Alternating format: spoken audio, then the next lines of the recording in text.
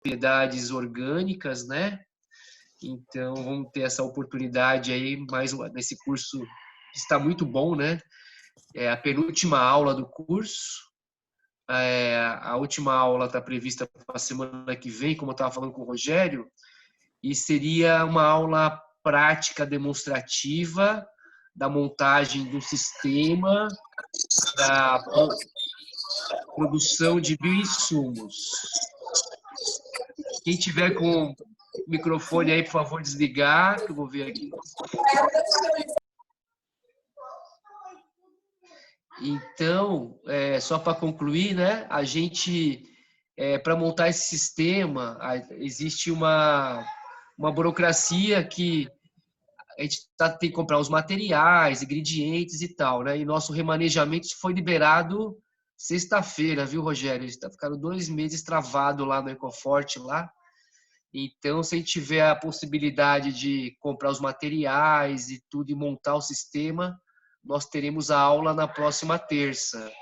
Se não, a gente vai adiar essa aula, prorrogar essa aula. Mas então é isso, gente. Estamos aqui já com a presença do Rogério, já esperando para nos dar a aula. Vou deixar a palavra com o Rogério, viu, Rogério? Muito bem-vindo, muito obrigado aí pela presença. Bom dia a todas e todos. É um prazer estar de novo aqui, né? Tem sido uma oportunidade interessante de interagir e de aprender muita coisa aqui, né? Realmente tem sido... Eu até brinquei aí no grupo que fiquei com uma responsabilidade complicada, porque as aulas só... Cada vez que a gente vê as aulas passando, eu falo, pô, como é que a gente faz para manter o nível, né? É difícil. Mas, assim, logicamente, a gente vai tentar fazer de uma certa maneira, tentar compensar um pouco, porque o ideal era se a gente pudesse estar hoje lá no campo, né? Pudesse estar andando no meio do mato e mostrando as coisas presencialmente, né? Que é muito... Entrou uma chiadeira aí danada.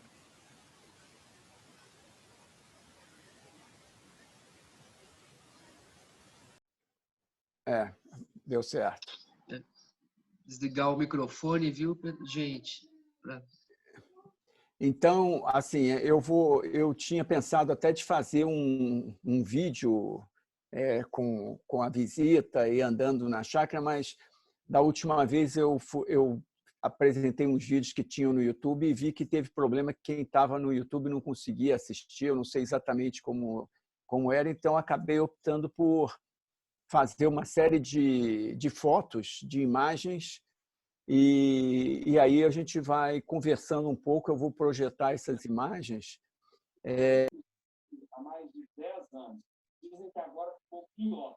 Essa estrada da... Oi, Rogério, acabei tirando o seu microfone sem querer, tentando tirar o microfone dos participantes aqui, desculpa. Oi. Não, eu vi. Agora que eu vi que eu estou falando... Estava falando sem microfone. Então, assim, eu vou apresentar essas fotos e, conforme eu for mostrando as imagens, a gente vai conversando um pouco sobre algumas práticas que a gente trabalha, né? Quando a gente estruturou mais ou menos como é que ia ser esse curso, eu fiquei um pouco com a responsabilidade de trabalhar pensando em como aproveitar ao máximo o que nós podemos ter dentro do próprio sítio, da nossa própria unidade de produção, né? Assim, buscando o mínimo possível trazer coisas de fora, valorizar o que a gente pode ter de uma forma continuada, né? Que a gente tenha uma dependência menor de insumos externos. E, ao mesmo tempo, porque eu, particularmente, né, tem 33 anos que eu trabalho o meu sítio e a minha busca sempre foi de ir criando o ambiente de tal maneira que ele possa gerar a própria biomassa, fazer ativar, intensificar a ação biológica de maneira que a gente possa ter a menor dependência, né, de trazer insumos de fora. E a própria produção dos insumos, que eu vou mostrar alguma coisa aqui, mas a gente também fazer essa produção de uma forma que a gente gaste menos energia, que a gente precise menos esforço. Eu acho que eu já contei isso aqui na outra aula, mas quando eu comecei aqui na chácara, uma das coisas não, vamos dizer assim, um movimento que me influenciava bastante era a visão da permacultura, né? Eu não sei se todo mundo aqui tem oportunidade, já teve oportunidade de estudar um pouco mais sobre a permacultura. E a permacultura ela trabalha o tempo todo isso, né? Como ir fazendo que o seu sistema seja um sistema gerenciado de tal maneira para, além de você ter um processo continuado de melhoria, mas você também ter uma economia de energia, energia em todo sentido. Seja uma energia, vamos dizer assim, energia comprada, uma energia de fora, mas também a nossa própria energia. Então, a gente trabalha muito a questão do zoneamento, né? Para que você aproveite ao máximo e os seus esforços, as suas ações, elas possam render mais resultado. E outra coisa que eu sempre achei muito interessante da permacultura é quando a gente coloca alguma coisa no sistema, quanto mais funções, mais finalidades aquela atividade contribuir, mais eficiente ela é. Então, se eu coloco uma planta, insiro uma planta, que ela tem um papel, por exemplo, ela é fixadora, uma leguminosa fixadora, ao mesmo tempo ela atrai polinizadores, ao mesmo tempo ela atrai inimigos naturais que vão ajudar no sistema. Então, ou ela também entra como uma barreira quebra-vento. Então, são várias finalidades dentro de uma mesma planta. Isso aí é extremamente interessante para o sistema. Então, eu vou botar aqui na tela a projeção.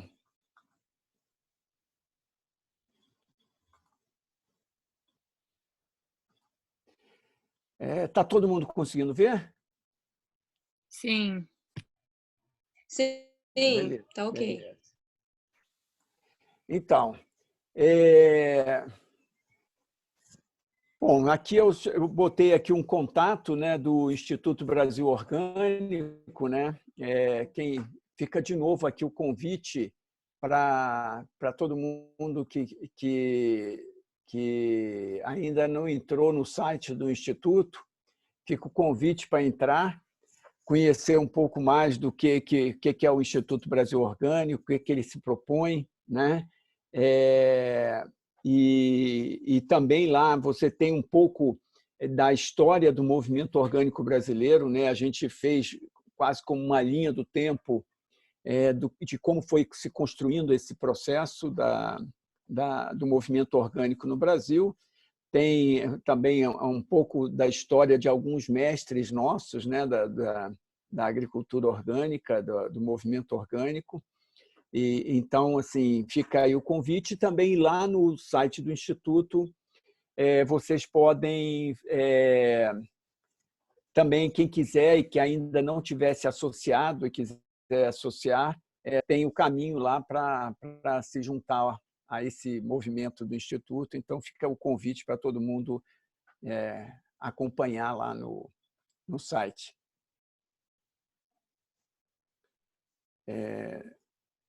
Eu agora não estou conseguindo passar para frente. Como é que está? Clica com a setinha do lado direito. Vamos ver se funciona. Não está passando. É isso que eu estava fazendo aqui, mas não está indo. Não sei Nem por quê. apertando Enter? Não. Uai, que estranho, né?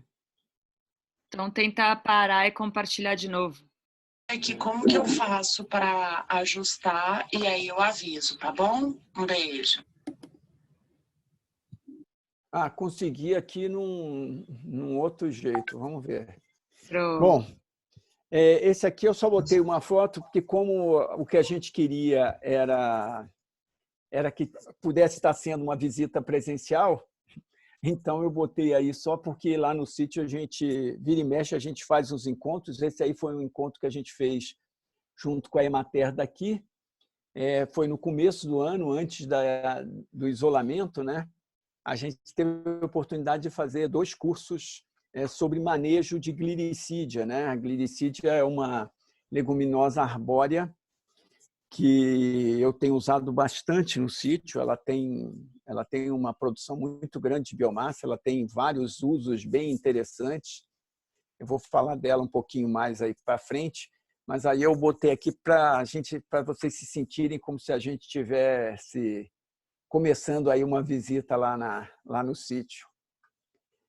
Essa aí é uma das imagens desse curso que a gente deu, né? Aí eram produtores, né, de várias partes aqui do DF, e aí a gente, nesse caso aqui, eu estava mostrando uma série de ferramentas, né, que a gente pode usar para fazer o manejo das gliricídias. Aqui a gente tem várias gliricídias aqui grandes, e aí eu estava explicando para eles as várias ferramentas que a gente pode trabalhar para fazer o manejo das plantas, né, da gliricídia.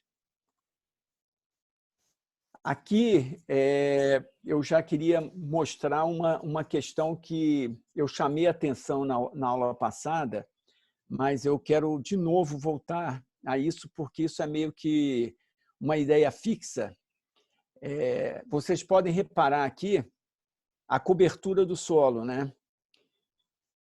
Lá na chácara, uma das formas de avaliar se as coisas estão bem ou mal é que, para mim, eu nunca quero ver o solo exposto.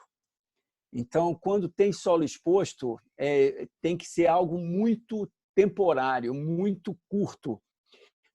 O tempo todo é cobertura, e principalmente cobertura verde.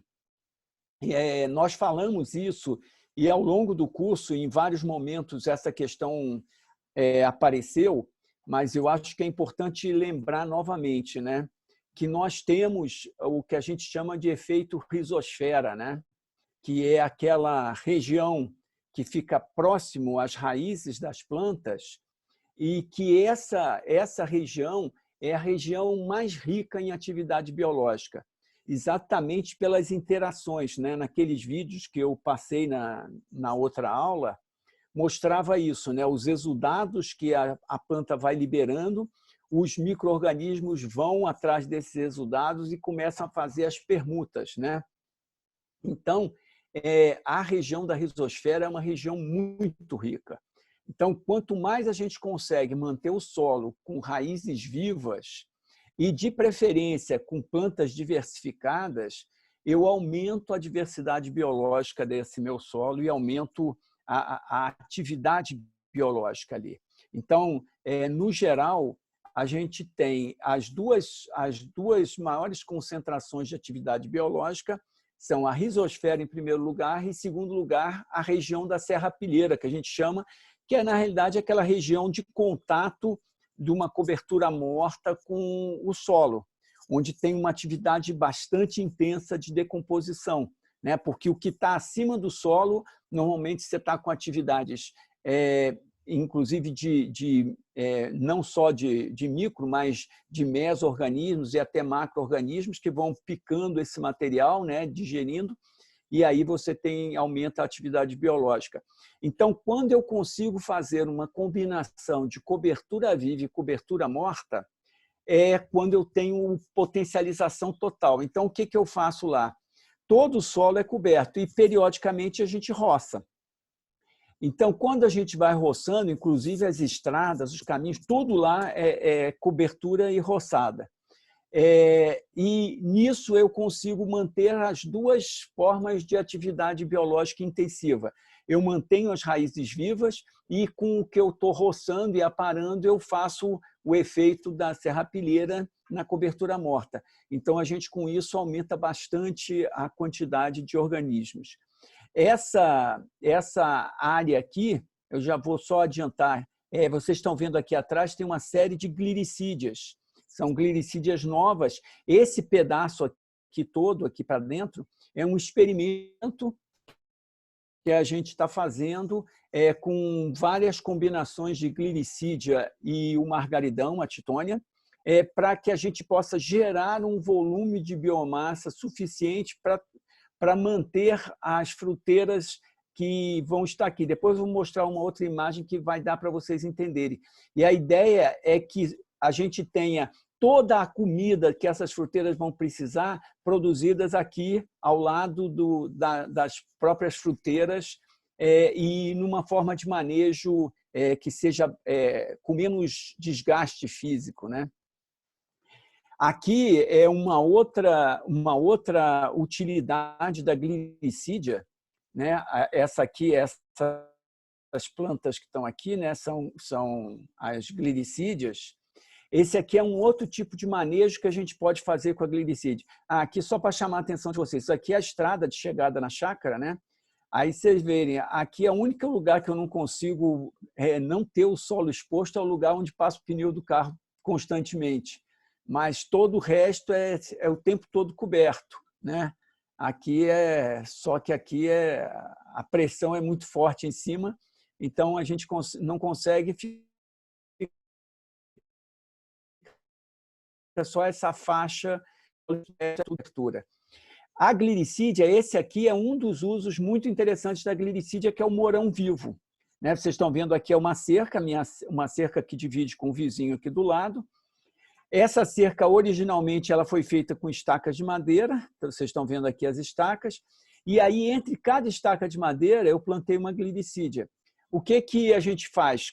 O tempo, você vê que a gliricídia aqui já está num diâmetro que ela pode segurar a cerca.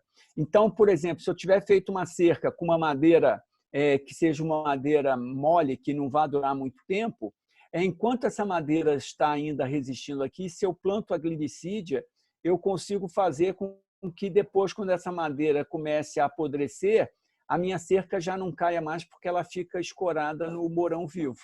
Então, essa é uma das formas de fazer uma cerca que pode ser uma cerca permanente e com essa vantagem, como ele é um morão vivo, ele continua produzindo biomassa, periodicamente a gente vem aqui, corta isso e pode usar como material para adubação verde.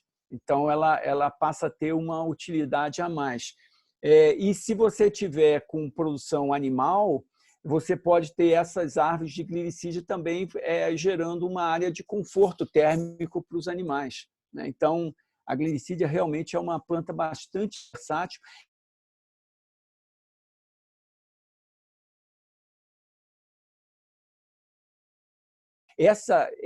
Esse uso de a gente ainda tem muito pouco trabalhado isso, mas na América Central tem muito uso, né? E a gliricídia é uma das plantas. A eritrina também se presta bem para isso, também pega de galho, né? Então, no caso da gliricídia, eu acho que eu já falei isso na aula passada, a gliricídia ela tem a vantagem que ela tanto pode ser reproduzida por semente como por estaca.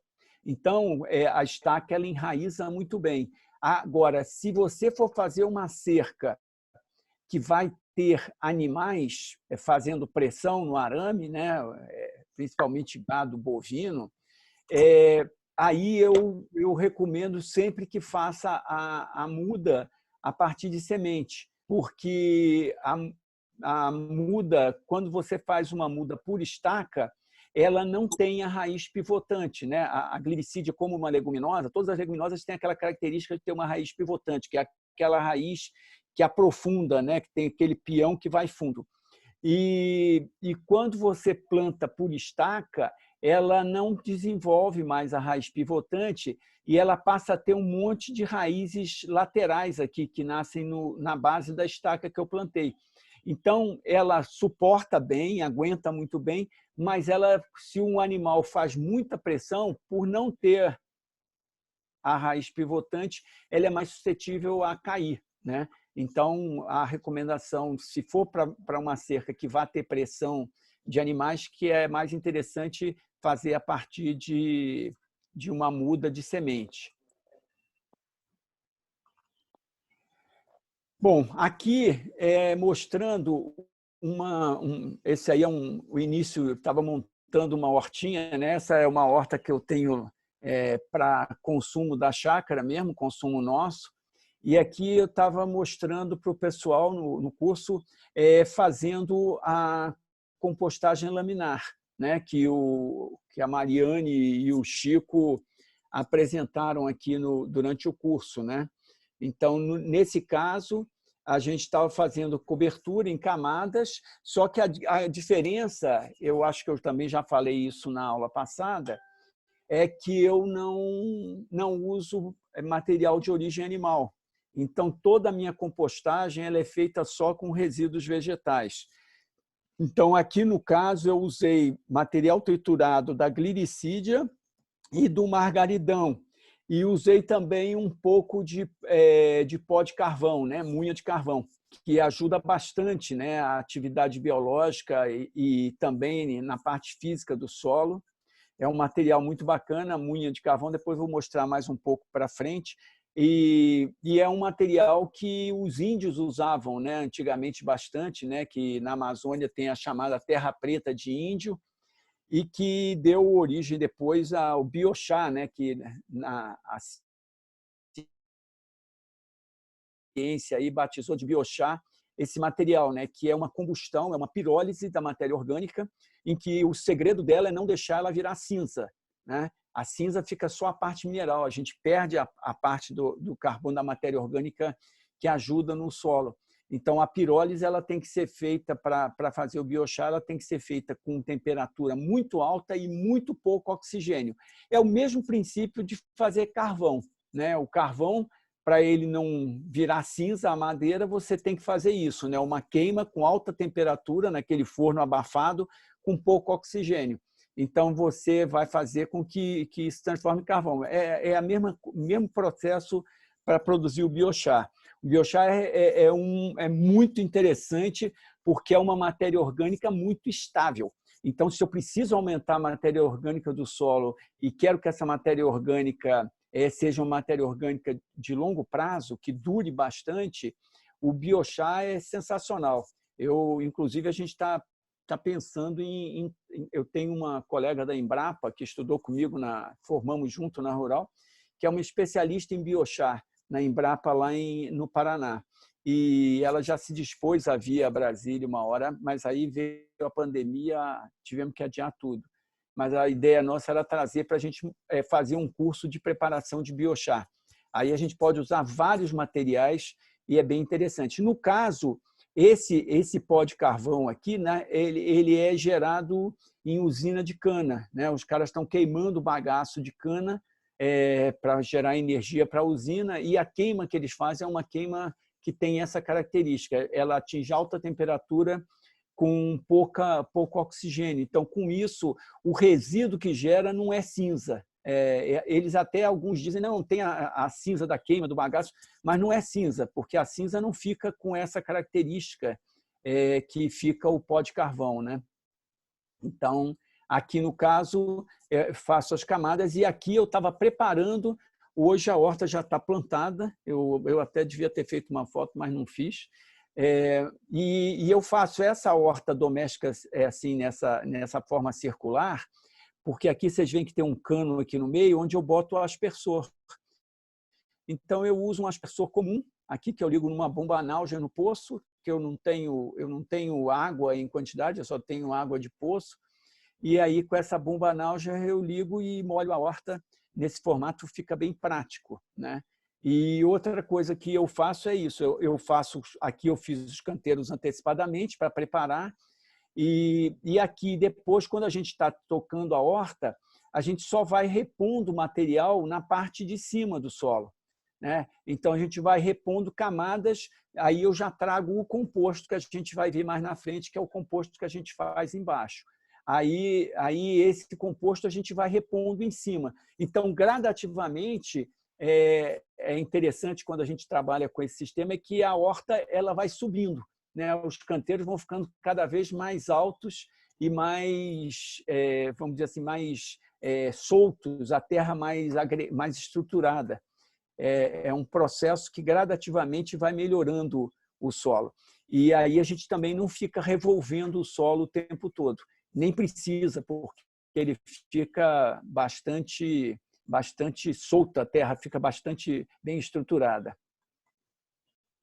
Bom, aqui é já uma outra visão. Eu também acho que falei para vocês na aula passada que lá no sítio, é um sítio pequeno, né? São 3 hectares, e eu fiz 16 áreas diferentes de manejo, né? São 16 módulos diferentes, que é para ir testando várias formas de trabalhar os mesmos princípios, mas trabalhando de várias formas para facilitar que as pessoas compreendam que a gente não precisa copiar um modelo, a gente pode ver o que se encaixa melhor para aquilo que eu estou fazendo, né? Para a minha atividade, para o meu espaço.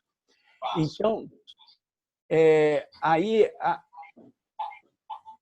tem um microfone ligado aí.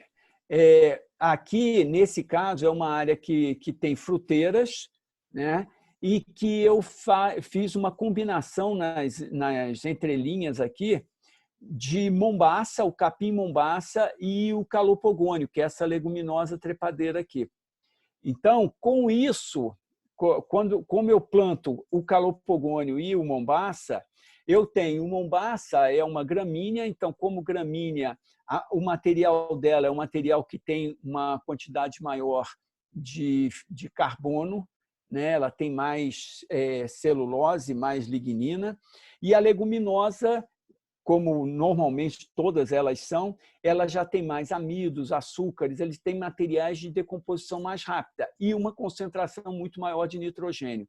Então, o que eu quero com isso aqui? É que eu produzo de forma natural a relação carbono-nitrogênio que eu preciso para a compostagem. Vocês lembram que quando a gente falou de fazer composto, a gente sempre busca começar a nossa compostagem, normalmente o Chico voltou a falar isso, né? O Francisco Vilela voltou a falar isso na aula que eles deram, de você procurar chegar em 30:1, 35:1. Quando você faz essa mistura, né, de 30 de carbono para 1 de nitrogênio, é um ponto de partida que a gente considera ideal para você começar o processo de compostagem. E aí a compostagem, quando ela estabiliza, normalmente ela vai chegar a algo em torno de 10:1, que é esse ponto do composto, que é a relação carbono-nitrogênio do humus. Então, que é a matéria orgânica estável. Então, aqui, nesse caso, eu fui trabalhando essa mistura de 2 espécies para que ela cheguem no na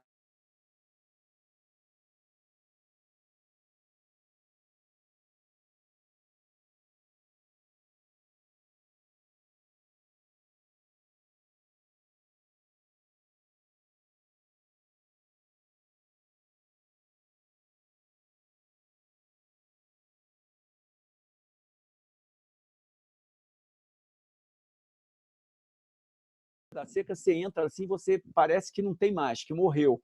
Mas começou a chover, o calopogônio brota de novo. A mesma coisa acontece com Arax pintoi, né, que é o amendoim forrageiro que o Chico mostrou, até a questão de fazer aquela cobertura verde no plantio de hortaliças. Então, a gente tem os estilosantes, a gente tem várias leguminosas que não são arbóreas, mas que são perenes. Então, a gente consegue fazer um trabalho que a gente evite ter que fazer o plantio. E o outro problema com as leguminosas anuais que a gente tem que tomar cuidado. Aí foi uma lição que eu aprendi a duras penas.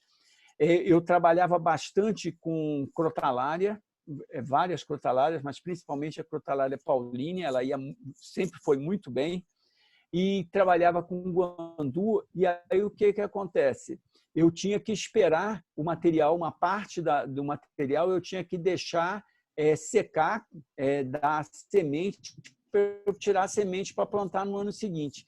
E numa dessas de estar com material grande, muita biomassa seca, foi que o meu vizinho botou fogo no lado e queimou minha chácara, queimou 200 pés de mexerica, queimou meus abacateiros, mangueira, metade da chácara foi foi embora, porque não tinha a menor condição de entrar nem para tentar apagar, porque a Crosalaria pauline, por exemplo, é uma planta que atinge 2,5 metros fácil. O guandu também. Então, eu estava com muito material alto e seco. Então, essa foi dos motivos de eu, inclusive, ter abandonado a questão de trabalhar com material que eu preciso tirar sementes todo ano. Então, nesse caso, a gente trabalhando com esse material que é perene, a gente simplifica o trabalho, gasta menos energia plantando de novo todo ano e, ao mesmo tempo, ele faz um efeito bastante interessante para manejo. Aqui é uma outra área, aquela área do Mombaça. Essa aqui já não é Mombaça, essa aqui é uma área que tem embaixo capim, principalmente o Andropógon, mas tem também um pouco de braquiária, e aqui embaixo também tem calopogônio, também tem estilosantes, tem Arax pintoi, tem uma miscelânea de espécies que são espécies rasteiras, e nas linhas intercaladas com as fruteiras, aí eu trabalho o margaridão, né, a titônia, e a gliricídia. Aqui vocês estão vendo uma imagem de uma gliricídia já manejada com a forma que eu considero, que depois de muitos anos trabalhando com ela, a maneira que eu considero mais eficiente, né? Esse corte aqui, ele está na altura da cintura, porque é a maneira que dá o conforto maior para trabalhar. Porque quando eu venho cortar esses ramos aqui para jogar no solo, eu não preciso nem me pendurar, subir na árvore, nem tenho que ficar me abaixando. Então, e ela dá uma quantidade de ramos. Eu vou mostrar na imagem na próxima. Aqui, está vendo? Uma fileira, dá para ver bem. Além de ficar muito bonito, ela produz uma quantidade enorme de biomassa nesses ramos aqui. E com a vantagem que, com esses ramos, depois eu vou mostrar mais na frente, eu consigo ter ramos de um diâmetro e com quantidade de folhas ao longo dele todo. Porque quanto mais desses folíolos eu tenho, mais eu reduzo a relação carbono-nitrogênio, né? Porque quanto mais talo, eu aumento carbono, quanto mais folha, eu aumento nitrogênio. Então, como a gliricídia aqui, para mim, ela entra como sendo a minha fonte de nitrogênio, como eu falei, eu não uso estercos. Se você pegar essa parte de folhas da gliricídia, ela tem uma relação CN equivalente a um adubo de galinha. Então, eu não preciso do esterco se eu tenho leguminosas que me forneçam essa fonte de nitrogênio que eu preciso seja para o composto, seja para jogar direto no solo. E aqui, como eu falei, as fruteiras ficam intercaladas entre esse material. Então, a gente tem duas opções aqui. Uma opção que eu usei a vida praticamente o tempo todo na hora de cortar, cortar os ramos e jogar no chão, ao longo da linha. Então, onde eu tenho o capim que eu vou roçar, eu não jogo, porque aí atrapalharia o trabalho com a roçadeira. Eu jogo nas linhas. Então, eu só vou cortando e jogando. E ele fica ali se decompondo. A gliricídia tem uma característica. Quando eu corto e jogo no chão, em poucos dias ela aborta todos os folíolos. Ela cai tudo. Inclusive, é por isso que ela tem uma outra facilidade para quem tem produção animal. Eu já tive a criação de ovelha, funciona muito bem, porque eu corto esses talos aqui da gliricídia e jogo em cima de uma lona plástica. Em pouco tempo, os folíolos caem todos. Você vai lá e tira as hastes. E aí, aqueles folíolos secos, você pode ensacar e usar como feno com muito teor de proteína. Então, também funciona bastante para produção animal. É uma árvore bem bacana para a gente trabalhar. Então, vocês veem que aqui a gente está todas elas manejadas na mesma altura e produzindo uma muito grande de biomassa. E eu consigo fazer 3, 4 cortes no ano, né, se eu faço um manejo adequado. Aí aqui aquela área do experimento que eu mostrei lá na frente, né, que eu falei que é um experimento em que a gente consorciou gliricídia e margaridão, aqui a proposta nesse experimento é isso. Cada fileira dessas aqui, ela gera a biomassa para uma linha intercalar aqui no meio. E nessa linha intercalar aqui é onde vão as fruteiras. Aqui a gente está preparando para plantar. A gente plantou uma parte ano passado e agora a gente vai acabar de plantar. Então, a ideia é que cada fileira dessas, entre uma fruteira e outra, ela vai gerar toda a alimentação que as fruteiras daqui vão precisar. Esse equipamento aqui é um triturador de galho, né? A gente já vem testando vários equipamentos que o pessoal diz que é móvel e tal, e é um horror, porque não são móveis, nada, porque é um peso maluco, você não consegue... Esse aqui foi o que a gente conseguiu com mais mobilidade e com mais eficiência de triturar. Tem funcionado direitinho. Então, esse aqui, a vantagem é que a gente já traz para cá e já tritura no próprio local. Antigamente, quando eu não tinha ainda não estava utilizando esse equipamento, não tinha acesso a ele, eu tinha que cortar o material aqui. Das duas, uma, ou eu botava o material inteiro no chão, como eu mostrei na imagem anterior, ou então eu tinha que levar esse material para o curral, onde eu tenho um triturador, da época que eu tinha animais, e esse triturador triturava tudo e depois ter que trazer de volta para cá para jogar. Aí é aquele princípio que eu falei da permacultura, né? Eu estou gastando muita energia, tempo e energia, trabalho, para fazer isso, porque eu tenho que levar o material para baixo, depois trazer o material de volta para cá. A vantagem de trabalhar com um equipamento móvel desse é porque eu venho com ele para cá e já faço a trituração no próprio local onde estão as plantas e onde eu quero o meu composto. E aqui funciona, como eu falei, como se fosse uma compostagem laminar, da mesma maneira. Aqui é já um experimento que a gente está fazendo junto com a Embrapa Hortaliças, é um experimento com recurso que a gente aprovou na FAP, né, na Fundação de Apoio à Pesquisa do DF, e que, como eu falei, a gente está trabalhando margaridão e glicídia, mas a gente tem muito pouco dado científico com informações que nos permitam orientar melhor sobre o uso dos materiais, né? Porque essa questão da relação carbono-nitrogênio que eu falei, quando você, dependendo do diâmetro da haste que eu estou cortando, essa relação carbono-nitrogênio muda. Então, no experimento que a gente está fazendo, nós estamos cortando materiais de vários diâmetros e em diferentes estados fenológicos. Por exemplo, aqui eu tenho gliricídia verde, que a gente chama jovem, e gliricídia madura. Então, apesar de ter o mesmo diâmetro, elas certamente vão ter uma relação carbono-nitrogênio diferenciadas, porque esse aqui é um ramo já maduro e esse aqui é um ramo bem verde. Então, nesse experimento, a gente está fazendo coleta de materiais com vários estados fenológicos e vários diâmetros. Isso aqui foi uma régua que eu improvisei, cortei um pedaço de PVC, que aqui vocês estão vendo, né? O diâmetro de 0 a 1, de 1 a 2, de 2 a 3, de 3 a 4. Né? Porque isso aqui facilitou muito para a gente na hora de coletar o material para a amostra. Porque se o ramo entrar aqui dentro, eu já sei que é um ramo de 0 a 1. Se o ramo não entra aqui, entrou aqui, é de 1 a 2. Então, eu consigo definir o corte dos meus ramos todos, qual é o diâmetro deles. Porque aí, a gente... Aqui, por exemplo, vocês estão vendo, no diâmetro de 0 a 1, aqui tem gliricídia, madura e verde, e aqui tem o margaridão, maduro e verde, também de 0 a 1.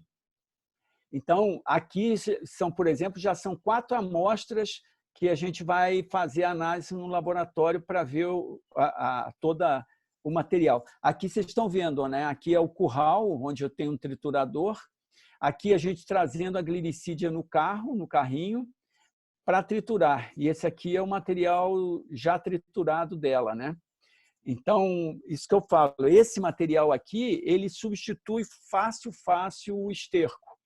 Então, eu não preciso tá indo atrás de esterco em outras propriedades, né? Já que eu não tenho mais criação animal, mas eu consigo substituir pelo uso dessas leguminosas. Né? Aqui é a mesma coisa, ali é mostrando a produção com o triturador fixo, e aqui é aquele carrinho que eu falei, né, aquele triturador móvel, que nesse caso aqui a gente está triturando, aqui é o margaridão, né, dá para ver. A gente considera esse aqui, apesar do diâmetro ser estreito, esse aqui deve ser diâmetro de 2 a 3.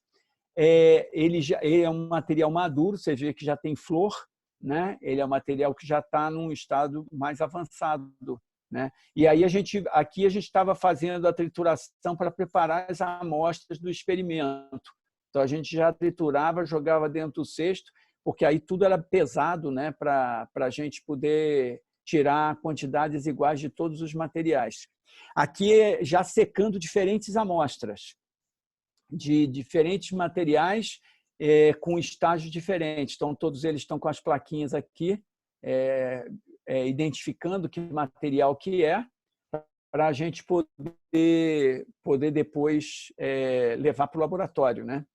Aqui já são as amostras secas, né, ensacadas para ir para o laboratório, né? Então, aqui vocês conseguem ver gliricídia de diâmetro 2 a 3 madura, titônia, diâmetro 2 a 3 jovem, gliricídia, diâmetro 1 a 2 jovem, titônia 2 a 3 madura. Então, todos os sacos já saíram com material identificado e eles vão nesse saco e depois aqui ele está seco ao sol. Agora, já passou a outra fase do experimento, esses sacos vão para uma estufa e aí ele faz a secagem completa na estufa, para que a gente possa depois ter o material totalmente seco para ir para fazer as análises. Então, eu estou super ansioso. A gente, infelizmente, o experimento atrasou por conta da pandemia, porque os laboratórios da Embrapa fecharam durante a pandemia. Então, agora que eles estão retornando, a gente deve começar a ter a parte da análise laboratorial, porque eu estou doido para ver esses dados e o que a gente quer é ter tabelas em que a pessoa possa fazer opção, né, em função do material que ele quer, qual é a necessidade, você saber se eu corto no diâmetro maior, se eu corto menor, e a gente vai ter essa relação de quanto de biomassa também está sendo produzido em cada etapa. Aqui é uma imagem que eu queria, porque a gente trabalhou prioritariamente nesse experimento com a Embrapa, com a titônia, né, o margaridão e a gliricídia.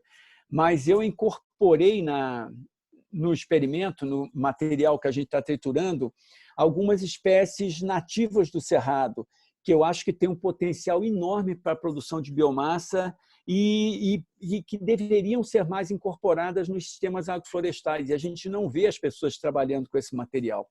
Aqui, no caso, é uma área que tem mombaça, né? O capim.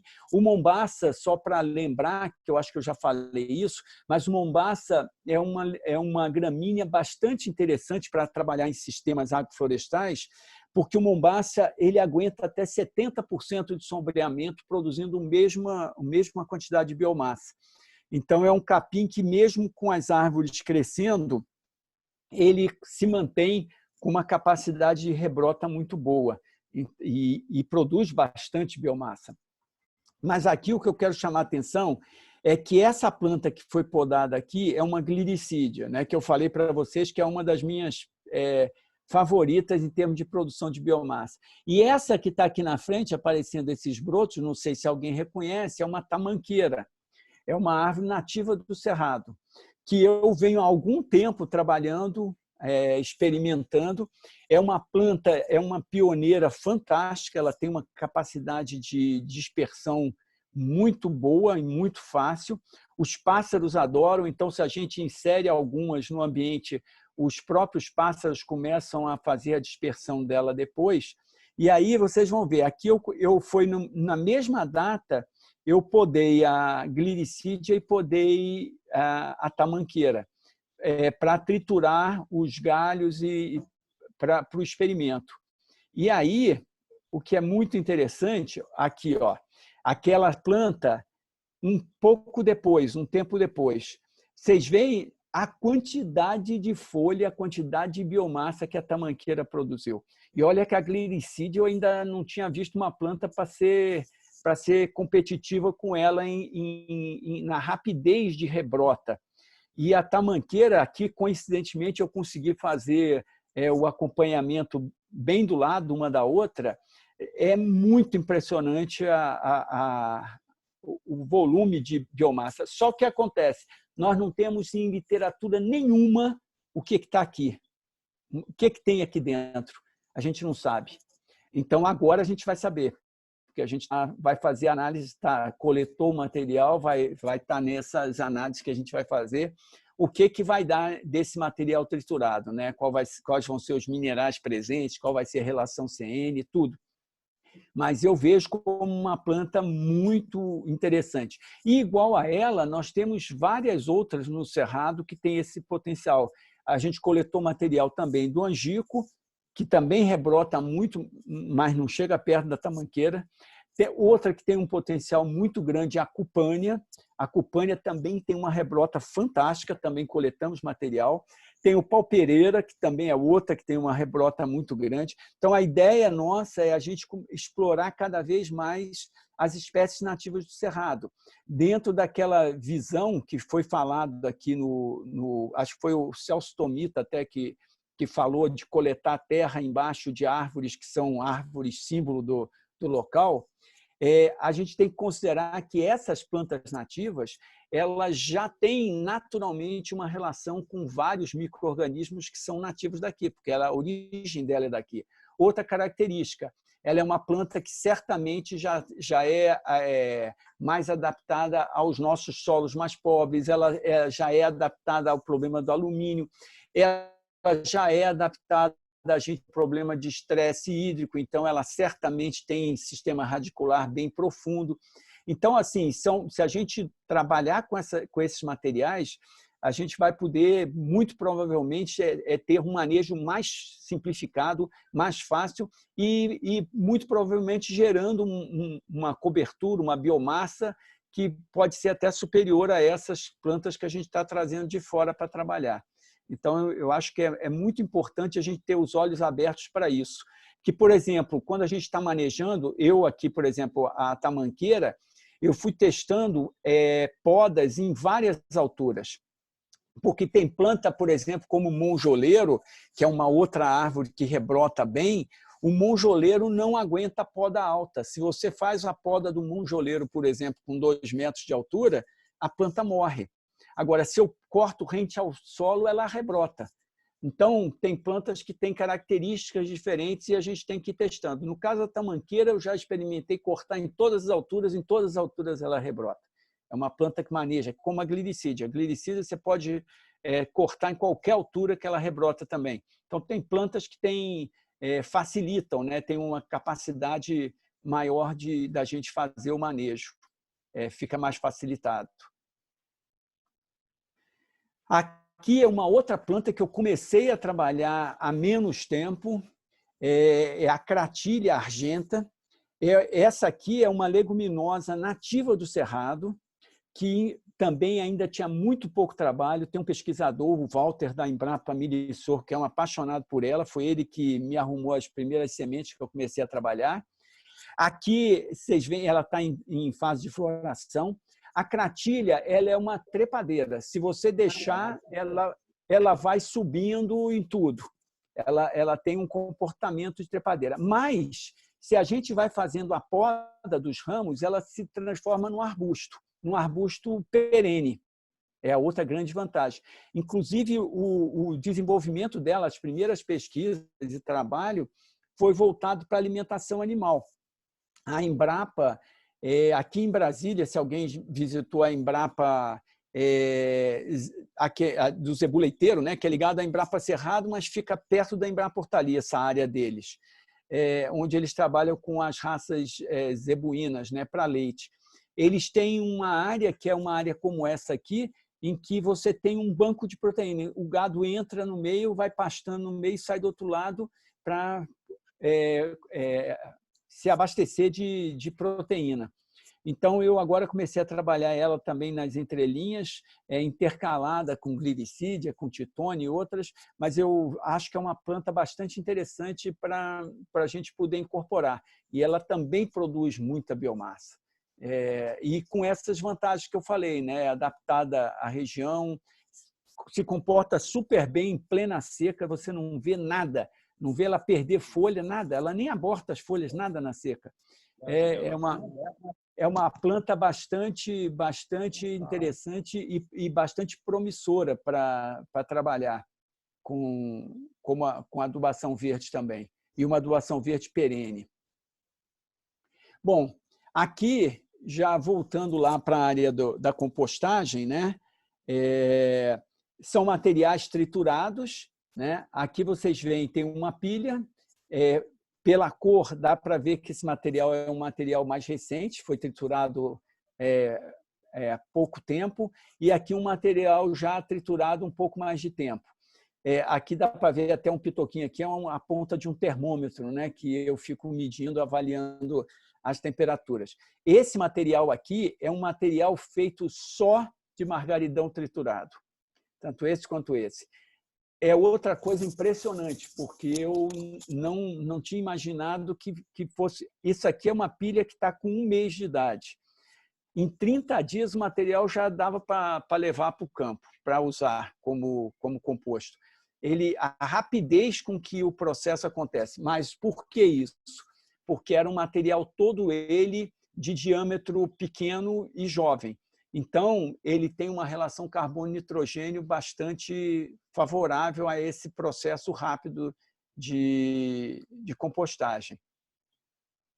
Aqui são pilhas, né, sequenciais, que aqui era o antigo curral. Então, eu trituro o material e aí eu venho fazendo assim. Aqui o material vem para cá, forma a leira, e aí, conforme eu vou tombando, a leira vem vindo para cá, para a área de saída. Daqui já sai e vai embora para uso. Então, aqui é um sistema contínuo de leiras. Essa telinha que vocês estão vendo aqui, essa tela plástica que está em cima, foi uma alternativa que eu desenvolvi por conta das galinhas, né? Porque as galinhas ficando soltas, a galinha cisca tudo, desmonta as leiras todas. Então, eu boto esse plástico aqui em cima e as galinhas não conseguem mais ciscar. Então, tem funcionado. Agora, eu nem preciso mais porque eu isolei a área para as galinhas não chegam aqui mais nessa área do curral. Mas, nessa época aqui, dessa foto, tem uns meses atrás, ela já estava... Eu precisava. Essa caixa aqui é uma caixa que eu vou mostrar mais adiante, onde eu preparo caldas em que eu uso para fazer umedecer a pilha com já uma inoculação de organismos, né, de micro-organismos para ajudar no processo de compostagem. Aqui, por exemplo, eu fiz uma experiência usando Embiotic, né, que é um produto que está no mercado, para quem não quer fazer seu próprio EM e tal, é uma possibilidade você comprar. Aí você faz a diluição na água com um pouco de açúcar, espera 5 dias e aí pode aplicar. A proposta é que ele faça esse aumento da eficiência da compostagem e diminua perda de nitrogênio, né, por volatilização. Então, isso aqui foi um dos experimentos que eu fiz usando o produto comercial. Esse aqui não é um produto comercial. Se vocês olharem, isso aqui é uma foto que eu tirei do fundo de uma tábua, de um madeirite. Essa madeira estava no chão, eu tinha colocado no chão para apoiar umas coisas em cima que eu não queria que ficasse em contato com a terra. Quando eu levantei a madeira, estava essa imagem sensacional, né? Isso aqui são hifas de fungos, um desenho bonito, e, logicamente, algum fungo que tem um processo de decomposição muito forte de celulose, né? Porque ele está grudado na madeira, ele está crescendo na madeira. Aí, o que eu fiz? Eu peguei esse material aqui, esse madeiritezinho aqui, e passei no triturador e misturei no composto, para ver qual seria o efeito. Isso aqui é a pilha de composto em que eu misturei esse material. Poucos dias depois, ela estava toda tomada de hifas do fungo decompositor de celulose. Mas é impressionante, parecia assim uma coisa de neve, de tanta hifa que tinha na pilha.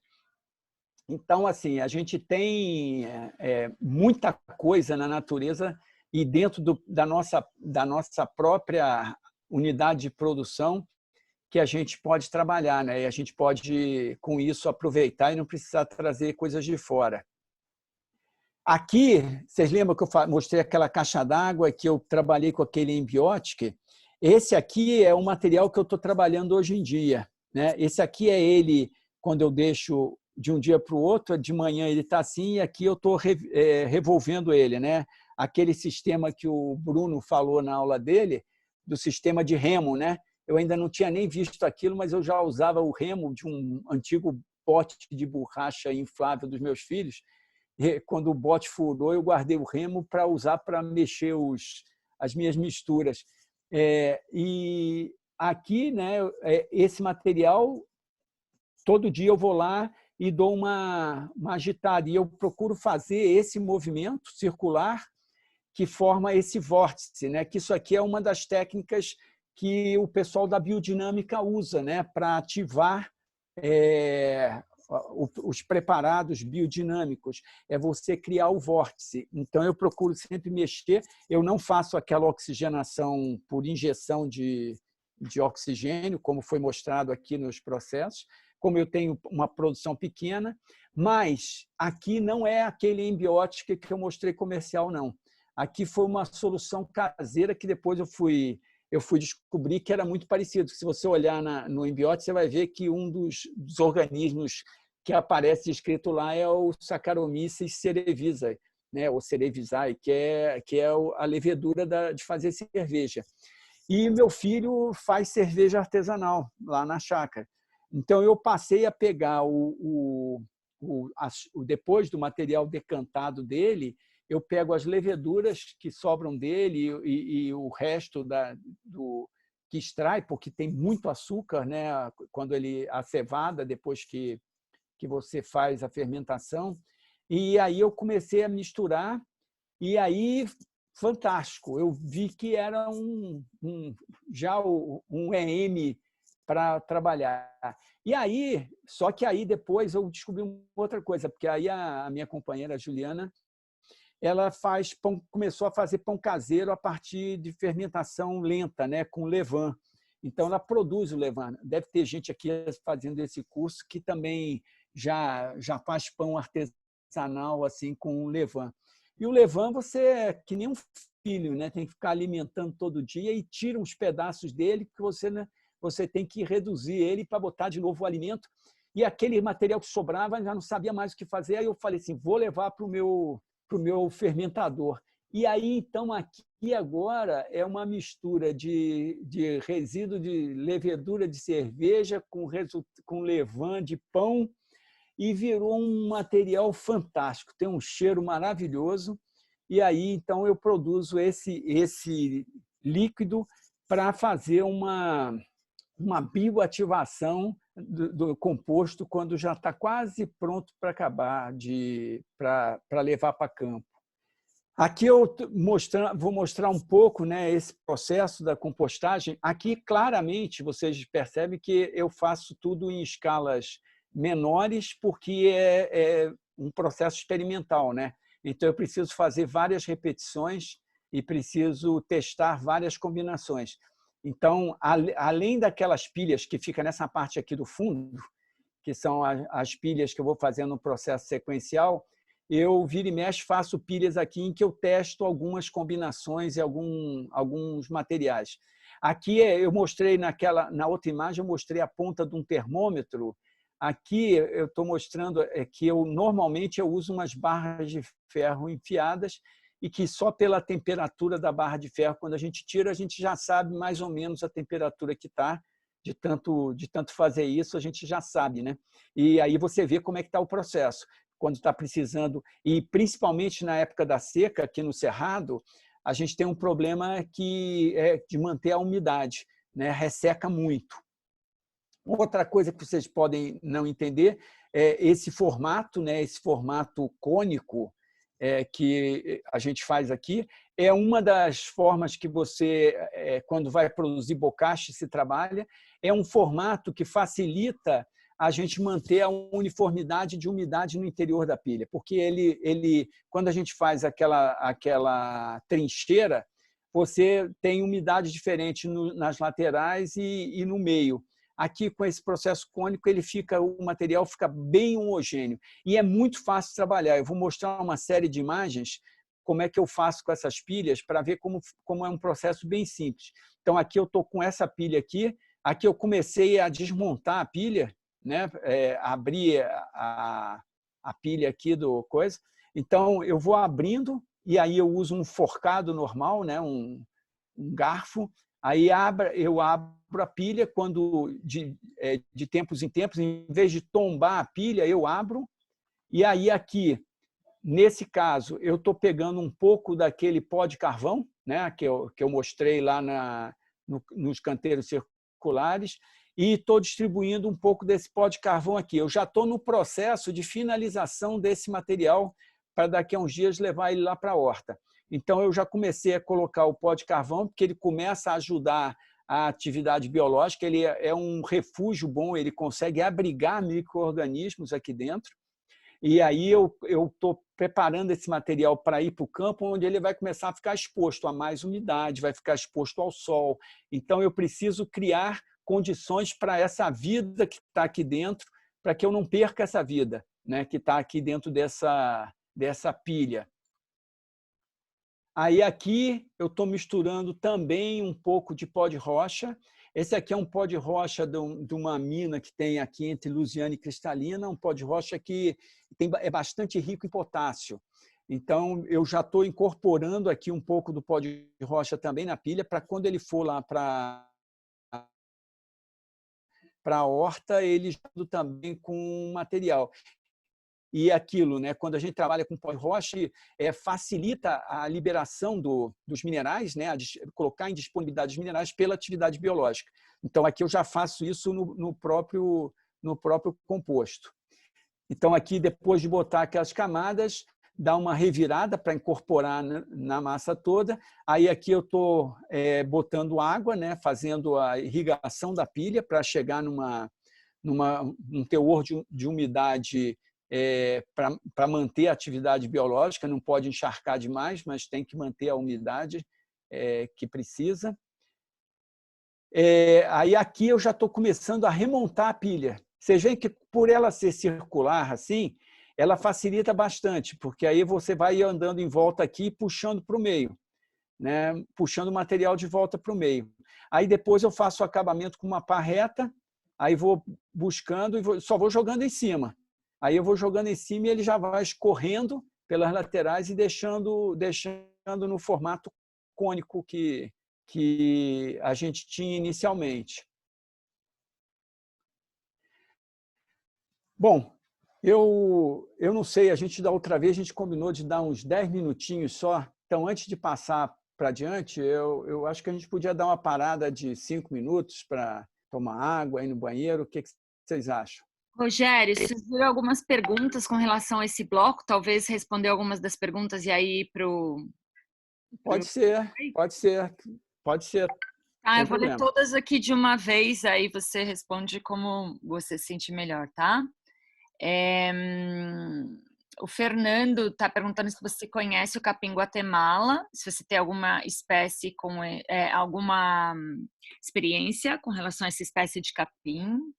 A Cristiane está pedindo para depois, se você puder, indicar um bom triturador. Aí tem o Fernando de novo, está perguntando se você tem experiência com assa-peixe para geração de biomassa, assim como você exemplificou com a tamanqueira. E a Dalva está perguntando se você podia indicar o contato da empresa que você comprou o pó de rocha. Então, triturador, pó de rocha, experiência com o capim Guatemala e assa-peixe.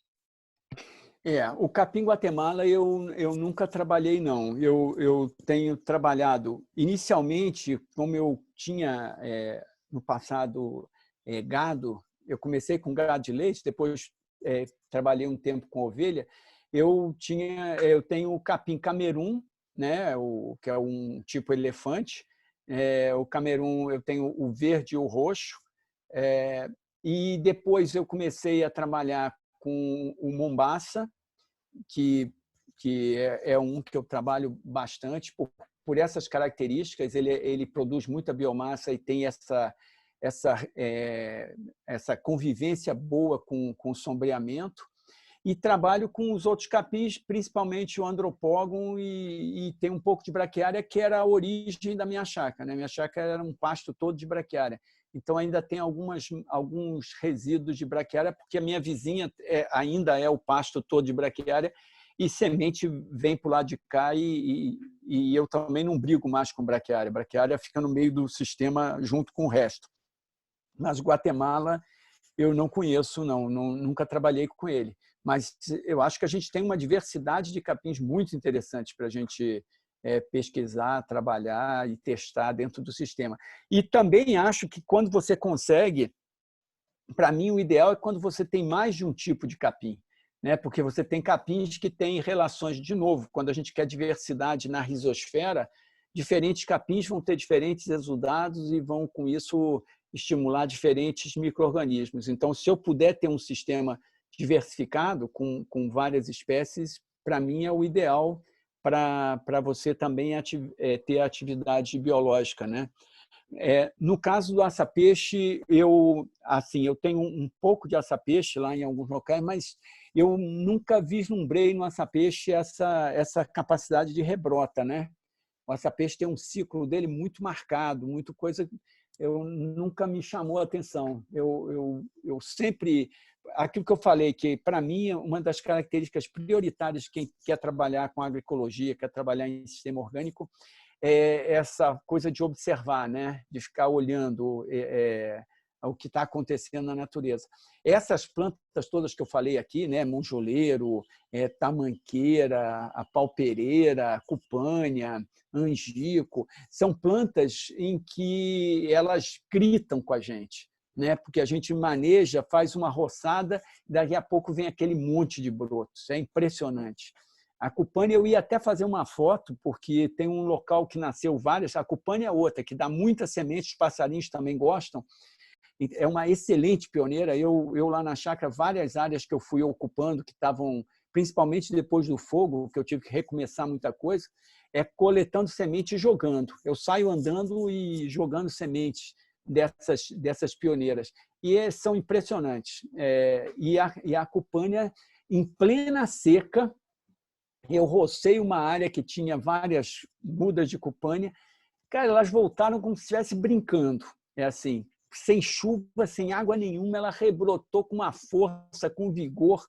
Então, essas plantas te chamam a atenção, te provocam, né? Assim, pô, não é possível que você não tá me vendo aqui, não tem como não ver.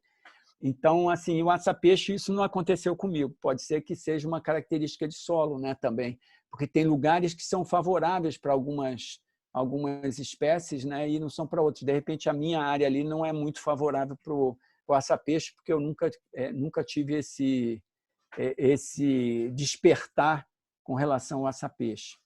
Com relação ao pó de rocha, a mina é mistel. Se você botar mistel na internet, você vai achar. Ela fica entre Lusiânia e Cristalina, a mina.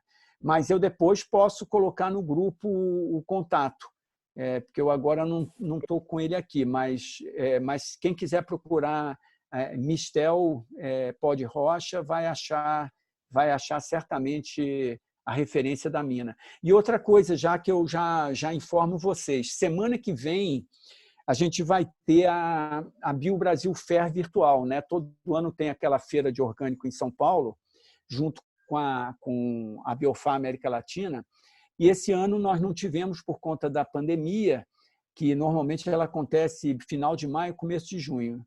E aí, para não passar em branco, o pessoal resolveu fazer uma feira virtual, e ela vai acontecer semana que vem. E o Instituto Brasil Orgânico foi convidado para ajudar na montagem, porque toda feira BioBrasil ela tem uma parte de palestras, e nós ficamos encarregados de fazer algumas mesas, estamos preparando algumas mesas, e vamos ter algumas palestras também que vão ser no estande virtual do Instituto. Então, tem umas palestras que vão ser no evento do evento todo, e tem umas palestras que vão ser no nosso stand.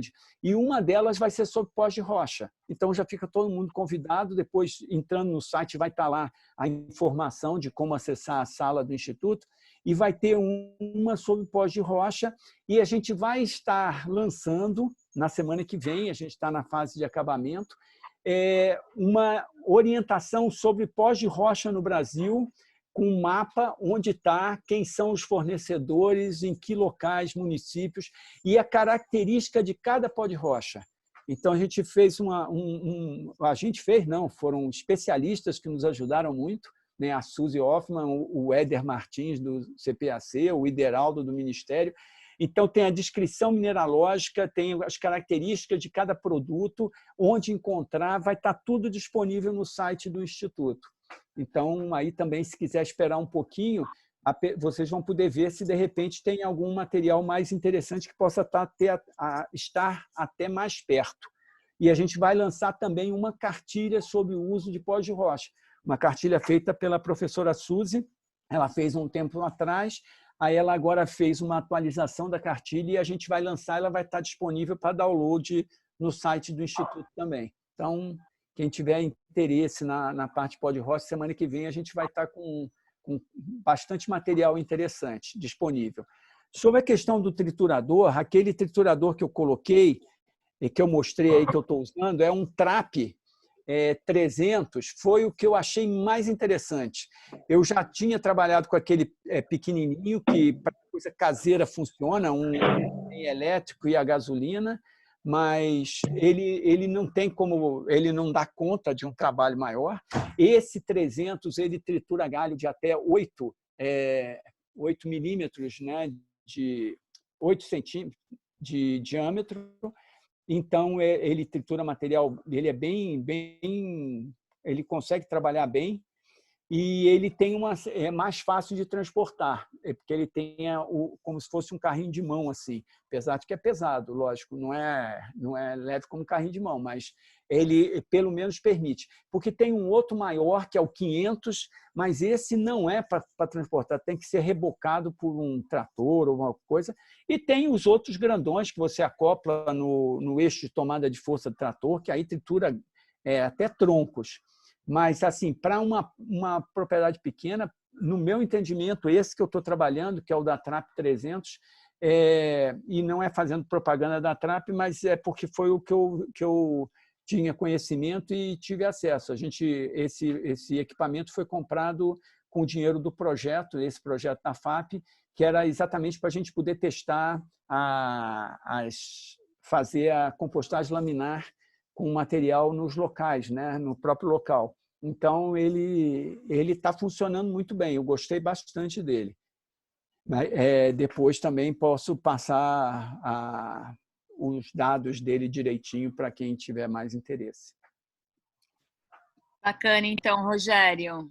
Surgiu mais uma pergunta aqui com relação ao carbono nitrogênio, mas não sei se talvez dá o tempinho agora e depois você responder essa. Não, pode ser. Vamos responder logo. Aí, gente. Se pode usar qualquer folga verde na relação carbono-nitrogênio. Desculpa. Se pode usar qualquer folha verde na relação carbono-nitrogênio. Pode, mas aí é que eu estou falando. Por isso que a gente está precisando fazer essas análises. É porque as folhas têm diferente composição, né? Então, quando você pega uma leguminosa, como as leguminosas, em geral, elas têm essa relação com fungos micorrízicos e elas têm essa fixação biológica, elas normalmente têm uma relação CN mais baixa. E tem outras folhas que são folhas, por exemplo, no cerrado é comum, né? Por exemplo, aquela folha que parece couro, né? Que é dura, tem umas folhas que elas têm uma característica que só de olhar você vê que ela tem uma quantidade maior de lignina, de celulose, e aí ela certamente tem uma relação CN maior. Mas todas as folhas podem ser usadas na compostagem. Só que o difícil é isso, é você saber exatamente qual é a relação CN dela. Mas se for folha verde, normalmente você vai ter que trabalhar que ela vai estar ali, talvez, na faixa de entre 20:1, 30:1. É um material sempre bom de ser usado, né, a folha. E uma das coisas é que a folha a gente pode também, quando a gente deixa ela um tempo espalhada no solo e depois junta, e aí você tritura, a gente já meio que já está triturando ela inoculada, né? Porque ela está fazendo primeiro esse efeito da serrapilheira.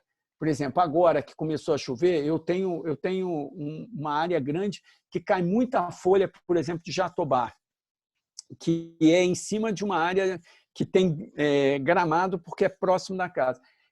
Antigamente, eu ficava varrendo aquilo e juntando para fazer a pilha depois.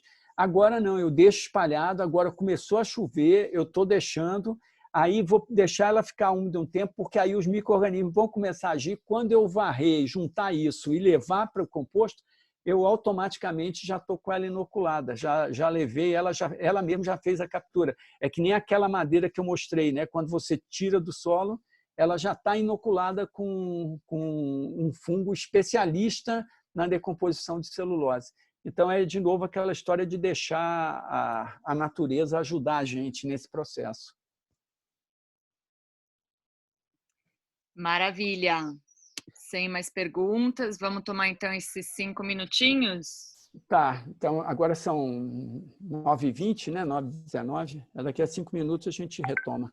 Ok, 9h25 então a gente volta. Quem está acompanhando a gente no YouTube vai tomar uma aguinha também, fazer um xixizinho. Logo, logo a gente volta.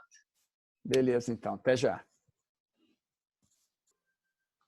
Bom, podemos retomar então, né? Vamos, né? Aproveitar o tempo aí. Tá. Você tem bastante então, recomendações. Eu trouxe umas referências bibliográficas aqui para quem quiser se aprofundar um pouco mais nessa parte de solos e de biofertilizantes, compostagem.